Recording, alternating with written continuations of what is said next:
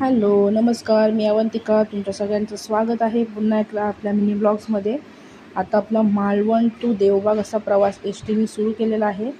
आमचा homestay S T bus स्टॉपपासून 2 ते 3 मिनटाच्या अंतरावरती होता. त्याच्यामुळं आम्ही एस टीने चाललो होतो. आमचं त्यांच्याशी तसा कॉन्टॅक्ट झाला होता. आम्ही रुद्रांश होमस्टेला थांबलो होतो आणि जाता जाता आम्ही मस्तपैकी तारकर्ली बीचचा नजारा बघत बघत चाललो होतो. खूप छान बीच दिसत होता.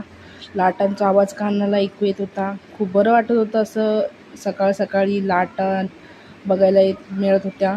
आम्ही आता होमस्टेजवळ आलो होतो. हा त्यांचा होमस्टे आहे आणि आम्ही तिथं एक रूम बुक केली होती. आम्ही 4 जण असल्यामुळे आम्ही एकच रूम बुक केली होती. आता मी तुम्हाला आतून रूम दाखवते कशी होती ते. त्यांची रूम खूप मोठी होती आणि 4 जणांसाठी आम्हाला बरोबर वाटली होती. आतमध्ये बाथरूम बघूया आपण. बाथरूम पण खूप मोठं आहे. जर तुम्हाला असेच माझे मिनी ब्लॉग्स बघायला आवडत असतील तर लाईक करा, शेअर करा, सबस्क्राईब करा. धन्यवाद.